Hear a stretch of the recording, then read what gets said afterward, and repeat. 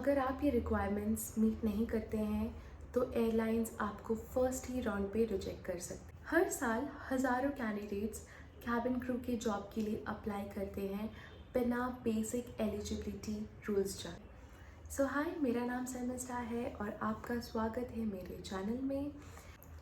इस वीडियो में मैं आपको बेसिक रिक्वायरमेंट्स बताऊंगी to become a cabin crew. सबसे पहला रिक्वायरमेंट है एज। एज लिमिट ऐसा है कि आपको एटलीस्ट 18 ईयर्स ओल्ड होना चाहिए और आप 32 ईयर्स तक अप्लाई कर सकते हैं। इवन दो इफ़ आप कॉर्पोरेट सेक्टर में काम करते हैं फिर भी आप इस इंटरव्यू के लिए जा सकते हैं। बहुत सारे एयरलाइंस हैं जो 35 ईयर्स तक भी एक्सेप्ट करते हैं। ठीक है। The next requirement would be your height. Age के साथ your height is also very important and आपका हाइट अराउंड 210 to 215 सेंटीमीटर होना ही चाहिए। ये उनकी हर एक एयरलाइन की एक बेसिक रिक्वायरमेंट है कि आप उनके एयरलाइन में उनके एयरक्राफ्ट पे आर्म रीच कर पाओ ओवर हेडबिन कंपार्टमेंट तक। Which is why they ask you for the height. Okay. अब बात करते हैं एजुकेशनल रिक्वायरमेंट की। इस जॉब के लिए ऐसा कोई हायर डिग्री आपको नहीं चाहिए होगा। If you are 12th pass, if you have given your 12th boards and उसके बाद ही आप अप्लाई कर सकते हैं इस जॉब के लिए। ठीक है। आपकी एक रिक्वायरमेंट है जो कि इंग्लिश कम्युनिकेशन स्किल।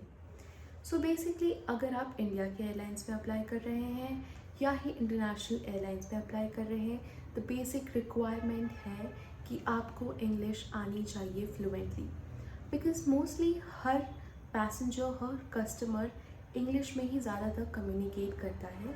ये रिक्वायरमेंट है कि आपको आना चाहिए, चाहे वो इंडिया में एयरलाइन हो या बाहर। English is the basic language which you should know.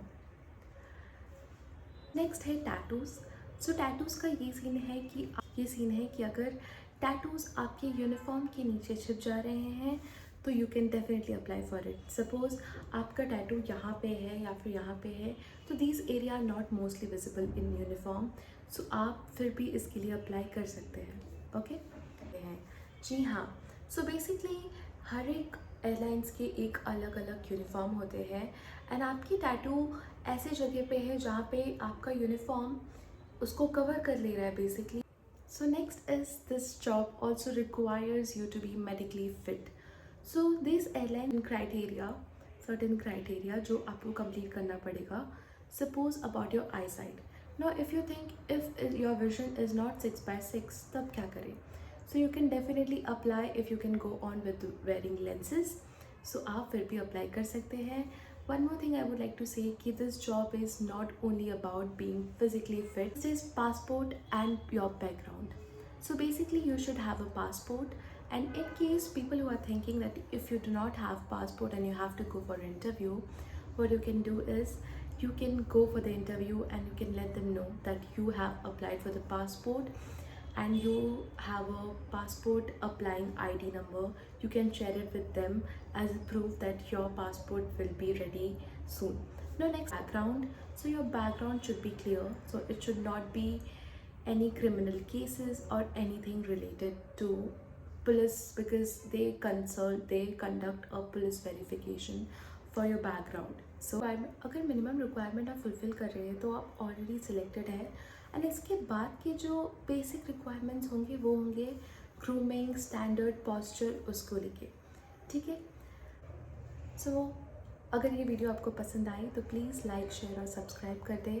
मैं आपसे नेक्स्ट वीडियो में मिलती हूँ जहाँ पे मैं कैबिन क्रू इंटरव्यू के क्वेश्चन एंड आंसर डिस्कस करूँ। तब तक के लिए bye and take care, and मिलती हूँ मैं आपसे नेक्स्ट वीडियो में।